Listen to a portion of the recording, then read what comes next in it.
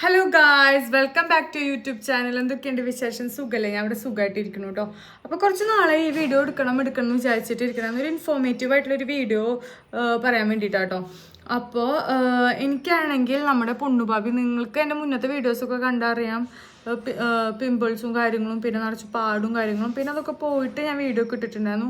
ഇപ്പോൾ ഇതാണെങ്കിൽ ത്രെഡ് ചെയ്തിട്ട് മുറിഞ്ഞതാട്ടോ. നമ്മുടെ പൊണ്ണുപാബി മാന്തി പൊട്ടിച്ചിട്ടുള്ളതാണ്. അപ്പോൾ എനിക്ക് പറയാനുള്ളത് എന്താണെന്ന് വെച്ചിട്ടുണ്ടെങ്കിൽ, നമ്മൾ ഈ യൂട്യൂബിലാണെങ്കിലും എന്ത് ഇതിൽ കാണുന്നതാണെങ്കിലും പ്രൊമോഷൻ വീഡിയോസ് കാണുകയാണെങ്കിലും നമ്മൾ കണ്ണടച്ചിട്ട് അത് വിശ്വസിച്ച് നമ്മൾ ഒരിക്കലും മേടിക്കരുത് കേട്ടോ. എൻ്റെ ഒപ്പീനിയനാണ് പറയുന്നത്. നിങ്ങൾക്കത് നിങ്ങളുടെ ഇഷ്ടം പോലെ നിങ്ങൾക്കത് ചെയ്യാം, അല്ലാണ്ട് എനിക്ക് ഇങ്ങനെ എന്താ പറയാൻ പറ്റുക. അപ്പം ഞാനാണെങ്കിൽ ഈ പൊണ്ണ് പൊളിച്ചിട്ട് ഇങ്ങനെ മാന്തി പൊട്ടി ചോരൊക്കെ വന്നിട്ടുണ്ടായിരുന്നു കേട്ടോ. ആകെ പ്രശ്നമൊക്കെ ആയിട്ടുണ്ടായിരുന്നു. അപ്പോൾ ഞാനത് മാറാൻ വേണ്ടിയിട്ട് അപ്പോൾ തന്നെ ഞാൻ യൂട്യൂബിലൊക്കെ നോക്കി ഞാൻ കുറച്ച് വീഡിയോസും കാര്യങ്ങളൊക്കെ കണ്ടു. അപ്പം കണ്ടൊരു ക്രീമാണ് ഇത്. അസിഡേം എന്നാണ് പേര്. എസാലിക്സ് ആസിഡ് ജെൽ 10% ആയിട്ടുള്ള ഒരു അസിഡേം എന്ന് പറഞ്ഞിട്ടൊരു ജെല്ലാട്ടോ. അപ്പോൾ ഞാൻ നോക്കിയപ്പോൾ ഭയങ്കര ഹൈപ്പായിട്ട് എല്ലാവരും ഇതിനെക്കുറിച്ചുള്ള വീഡിയോ ഇട്ടിട്ടുണ്ട്. ഭയങ്കര ഒരാഴ്ച 2 ആഴ്ചക്കുള്ളിൽ പാടൊക്കെ പോവും, സൂപ്പറാണ്, അടിപൊളിയാണ്, അതാണ് ഇതാണെന്നൊക്കെ പറഞ്ഞപ്പോൾ ഞാനും കൺവിൻസിങ് ആയി. അപ്പോൾ ഞാനും അത് മേടിച്ചു. ഇതിപ്പോൾ ഞാൻ ഇപ്പോൾ പറയണത് അവർ ചെയ്തതൊക്കെ എന്താ പറയുക, വെറുതെ പറയുന്നതാണെന്നല്ല. ഓരോരുത്തരുടെ സ്കിൻ ടൈപ്പിനനുസരിച്ച് ചിലപ്പോൾ അവരുടെ സ്കിൻ ടൈപ്പിന് അവരുടെ സ്കിന്നത് എന്താ പറയുക സ്യൂട്ടബിൾ ആയിരിക്കും ആ ക്രീം. ബട്ട് എൻ്റെ സ്കിന്നിന് അത് തീരെ സ്യൂട്ടബിൾ ആയിരുന്നില്ല. അമ്മതേ ഫോൺ തീരെ സ്യൂട്ടബിൾ ആയിരുന്നില്ല എനിക്ക് അത് തേച്ചപ്പോൾ. അപ്പോൾ പിന്നെ അത് പറയണ്ടായിരുന്നു പ്രഗ്നൻസി സേഫ് ആണെന്നും കൂടി പറയണ്ടായിരുന്നു ആ ക്രീം. അപ്പോൾ അതുകൊണ്ട് കൂടിയാണ് ഞാനത് ട്രൈ ചെയ്യാമെന്ന് വിചാരിച്ചത്. അപ്പോൾ ആദ്യം ഞാൻ ഇതിൽ അപ്പോൾ ഞാൻ കുറേ വീഡിയോസ് കണ്ടിട്ട് റെഫർ ചെയ്തിട്ടോ ഞാനത് യൂസ് ചെയ്തിട്ടുണ്ടായിരുന്നേ.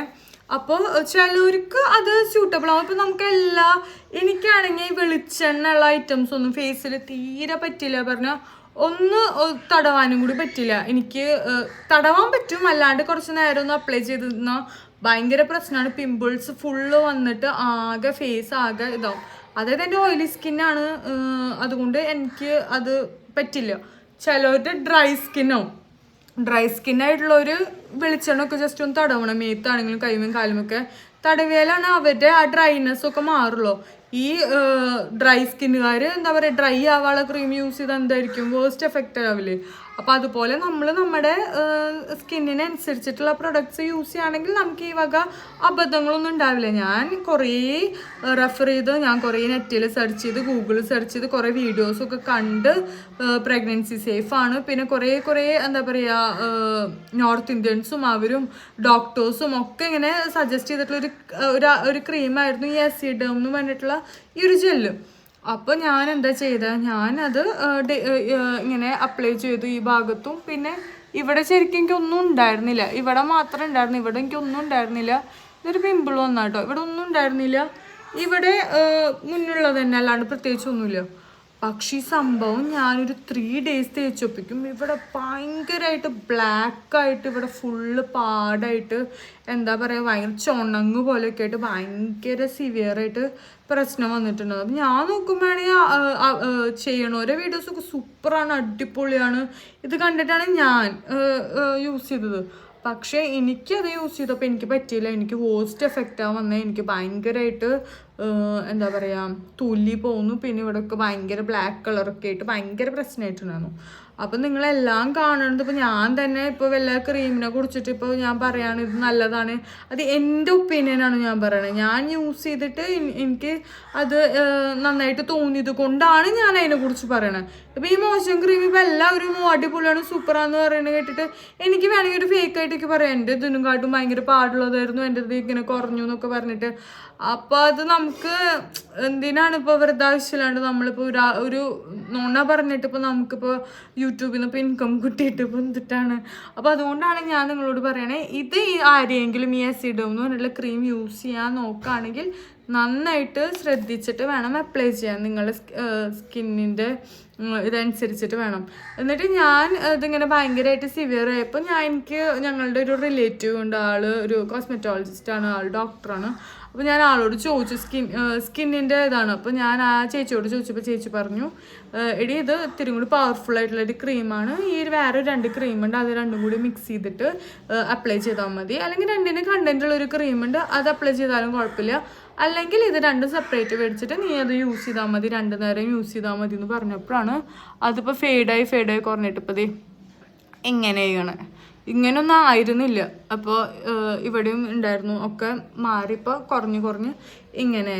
അപ്പോൾ ഞാൻ ആലോചിക്കണം, ഞാനിപ്പോൾ ഇത് നമ്മളിപ്പോൾ മേടിച്ചു, ഇപ്പോൾ നമ്മളെന്താ ഡോക്ടറെ കാട്ടണ്ട, നമുക്ക് സ്വയം ട്രീറ്റ് ചെയ്യാമെന്ന് വെച്ചിട്ട് ചെയ്തപ്പോൾ പണി കിട്ടി.